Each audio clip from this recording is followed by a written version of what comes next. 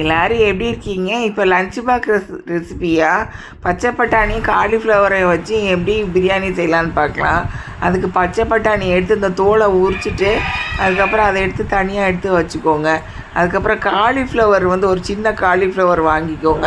வாங்கிட்டு அதை துண்டு துண்டாக சின்னதாக பிச்சு எடுத்து அதை நல்லா கழுவி எடுத்து அதை தனியாக எடுத்து வச்சுக்கோங்க வெந்நி தண்ணியை வச்சு. அதுக்கப்புறம் ஒரு தட்டில் இந்த வெங்காயம் ஒன்று, தக்காளி ஒன்று, அதுக்கப்புறம் பச்சை மிளகாய் பெரிய மெஷரிங் கப்புக்கு 4 பச்சை மிளகாய் எடுத்துக்கோங்க.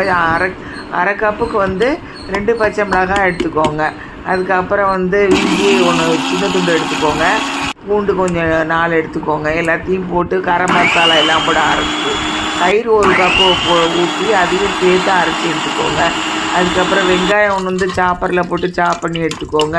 தக்காளி ஒன்றே எடுத்து அதுவும் சாப்பரில் போட்டு சாப் பண்ணி வச்சுக்கோங்க.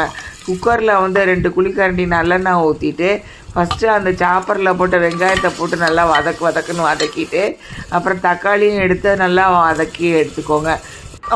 அந்த பதம் வர அளவுக்கு வதக்கிட்டு அதுக்கப்புறம் காலிஃப்ளவர் எடுத்து பிச்சு வச்சதை எடுத்து போட்டுக்கோங்க. அதுக்கப்புறம் பச்சை பட்டாணி எடுத்து அதையும் போட்டுக்கோங்க. அதுக்கப்புறம் அந்த மசாலா அரைச்சி போட்டுட்டு அதுக்கப்புறம் கேஸ் ஸ்டவ் ஃப்ளேம் சிம்மில் வச்சுட்டு ஒரு 10 நிமிஷம் நல்லா வதக்குன்னு வதக்கிட்டு அதுக்கப்புறம் உப்பு 1 ஸ்பூன் போட்டுக்கோங்க. இது விருதுநகர் ஆச்சி சமையல் தமிழ், இது சப்ஸ்கிரைப் பண்ணுங்கள். அதுக்கப்புறம் பெரிய மெஷரிங் கப்பில் ஒரு ரைஸ் எடுத்துக்கோங்க. சின்ன மெஷரிங் கப் அளவுக்கு அரை கப்புக்கு ஒரு பாஸ்மதி அரிசி எடுத்துக்கோங்க. ரெண்டையும் கழுவி எடுத்து அதில் போட்டுட்டு அதே கப்பில் டபுள் த அமௌண்ட் தண்ணி எடுத்து ஊற்றிக்கோங்க. அப்புறம் ஒரு பிஞ்சு இந்த கலர் பொடி போட்டுக்கோங்க. உங்களுக்கு வேணும்னா போடுங்க, இல்லைன்னா விட்டுருங்க.